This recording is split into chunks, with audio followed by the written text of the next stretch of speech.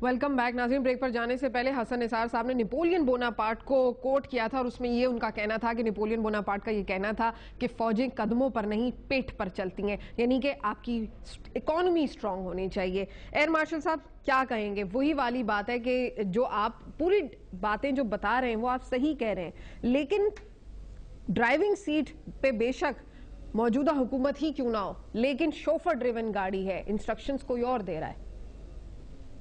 देखें जी, बात यह है कि फिर आप ये ना कहें कि मैं ड्राइविंग सीट पे हूं।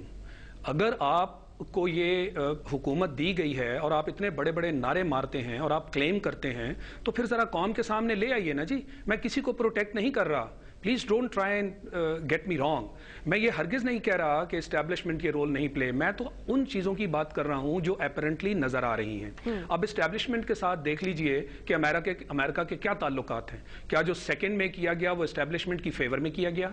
क्या ये जो सलाला पे अटैक्स किए गए एस्टैब्लिशमेंट की फेवर में किए गए? क्या GHQ पे अटैक, मेहरान बेस पे अटैक एस्टैब्लिशमेंट की फेवर में किए गए? इतना बड़ा diplomatic assault by admiral Mullen and his party जो फौज के अगेंस्ट था, वो क्या फौज की फेवर में किया गया? ऐसा हरगिज नहीं है। मैं नहीं समझता कि इतना फ्री चेक हमें गवर्नमेंट को दे देना चाहिए जी कि ये तो बेचारे हैं, मजलूम हैं और जो कुछ कर रही है वो फौज कर रही है। मैं इस नजरिए से इख्तलाफ रखता हूं। वक्त आ गया है कि हम इस ब्लफ को कॉल करें। हाँ, पास्ट में मैं आपसे एग्री कर सकता हूं कि पास्ट में ऐसा होता रहा कि फौज जो है वो बीच में एक रोल उसका जारी रहा, क्योंकि मिलिट्री रिजीम्स, जैसे मैंने आपसे कहा कि वो बाहर वालों को कबूल थी, वो एक रोल उनसे प्ले करवाया जाता रहा।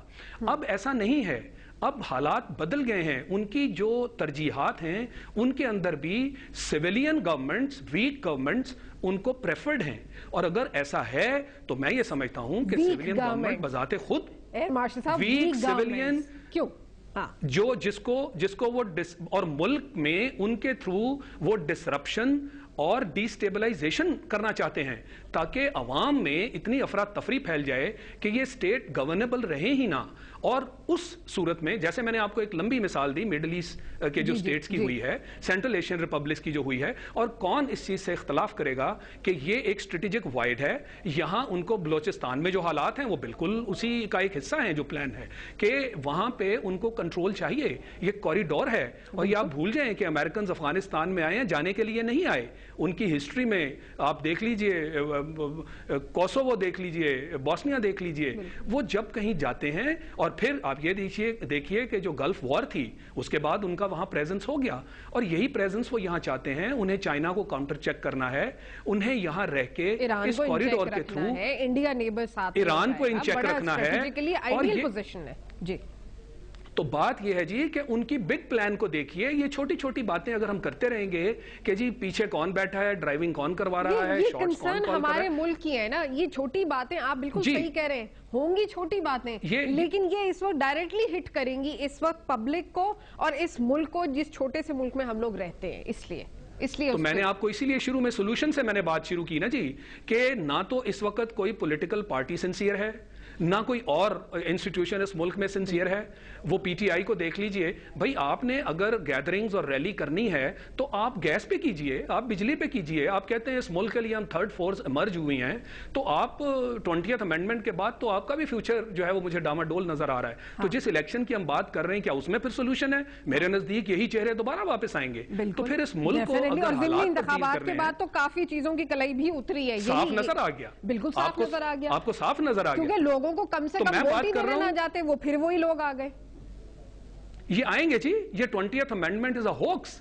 उसके अंदर जो सबसे बड़ी एक रिक्वायरमेंट थी वो तो आज तक किसी ने बात ही नहीं की। आप ये बताइए कि 20th अमेंडमेंट या फॉर दैट मैटर कोई भी रिफॉर्म्स जो हैं इलेक्टोरल प्रोसेस की, उसके अंदर वो स्क्रूटनी ऑफ इंडिविजुअल्स की किसी ने आज तक बात की?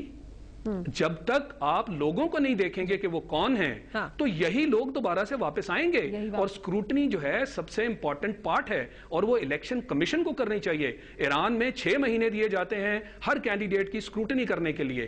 तो इस तरह वो फिर दस्ती फिनोमेना जो है उसको अवॉइड किया जाता है। तो आप मुझे ये बताइए कि कौन फिर इसमें सिंसियर है? क्या इलेक्शंस के बाद हमारा हल निकल आएगा? मैं नहीं समझता। मैं ये समझता हूं कि अब वक्त आ गया है कि सोसाइटी के अंदर आपको प्रेशर पॉइंट्स क्रिएट करने पड़ेंगे।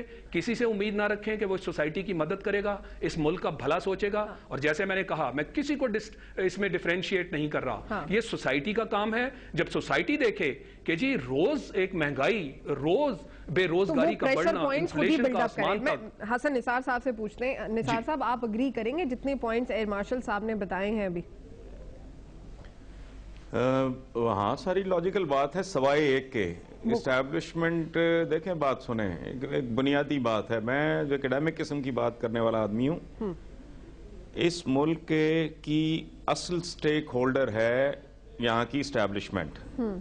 समझ आई बात? जिनका माइंड सेट है न्यूक्लियर एसेट्स, बिल्कुल अवाम एसेट्स नहीं है। ठीक है, वो हैं इसके ठेकेदार भी और सारे कुछ ही। ठीक है, अच्छा, वो तो हो गया। आप उन पे 1 लाख एतराज करें, वो उनकी ग्रूमिंग होती है, ट्रेनिंग होती है, बैकग्राउंड होता है, उनके पास को हुनर होता है। ठीक है। बाकी है लुच्चों लफंगों का टोला, जो करप्ट भी हैं, बददयानत भी हैं, बदनीयत भी हैं, अहलियत नाम की भी चीज नहीं है। इक्तदार में आना कैसे और आ जाएं तो उसमें वहां ज्यादा से ज्यादा प्रोलॉन्ग कैसे करना है, इसके अलावा उनका बिजनेस कोई नहीं। हाँ, इन पे एस्टैब्लिशमेंट कभी भी नहीं छोड़ेगी। ये तो बात सही कह रहे थे ना, ये 4 साल से अगर ये ड्राइविंग सीट पे थे और सोफर ड्रिवन थे तो बोलते तो। अच्छा, मेरी बात सुने, लेट मी कंप्लीट जी। 12 अक्टूबर से चंद दिन पहले खुर्शीद कसूरी साहब के घर, एक मैं अब नाम नहीं लेना चाहता, मेरे वो बुजुर्ग हैं वैसे, को बात हुई तो उन्होंने कहा जी कि नहीं फौज यूं नहीं, वो जमाना बीत गया, अब फौजों के जमाने नहीं। तो मैंने कहा वक्त गुजरा है मुहज्जब दुनिया में, इस मुल्क में वक्त नहीं गुजरा। हाँ। ये मुंजमद है, ये ठहरा हुआ है एक जगह पे चंद मखसूस हवालों से। और चंद दिन के बाद जब 12 अक्टूबर हुआ तो आई कॉल्ड द जेंटलमैन, मैंने कहा आप सुनाओ। ये कहना कि इस्टेब्लिशमेंट, देखें बात सुने, मैं इसमें इस्टेब्लिशमेंट को ब्लेम नहीं कर रहा। हाँ। ओ भाई, वो जब इनको इनकॉम्पिटेंट, इतने जाहिल, इतने अनपढ़, तो इतने नॉन सीरियस, इतने गैर जिम्मेदार लोगों के, ओ भाई आप अपनी गाड़ी नहीं देते किसी ऐसे आदमी को जिसको चलानी ना आए, कि ये गाड़ी भी बर्बाद करेगा, खुद भी मरेगा। वो उनकी मजबूरियां हैं कि उनको मुल्क इनके सुपुर्द करना पड़ा, वो तो सर पकड़ के बैठे होंगे। दे मस्ट बी वॉचिंग, इनकी एक एक हरकत पे उनकी नजर होगी कि ये तो किसी वक्त सौदा करके ना निकल जाएं। एग्जैक्टली। वो तो स्टेक होल्डर्स हैं ही नहीं यहाँ। हाँ, हाँ। उनका तो सारा कुछ बाहर है। तो इस्टेब्लिशमेंट उनको इस तरह का कोई खुला वांड दे देगी, उनको कोई फ्री हैंड दे देगी। हाँ, लेकिन ये तो फिर इस्टेब्लिशमेंट ना हुई फिर। हाँ, अच्छा चलिए एक ब्रेक लेते हैं, ब्रेक के बाद वापस आएंगे और एक नॉन टेक्निकल से सवाल करेंगे। मेरे साथ रहिए।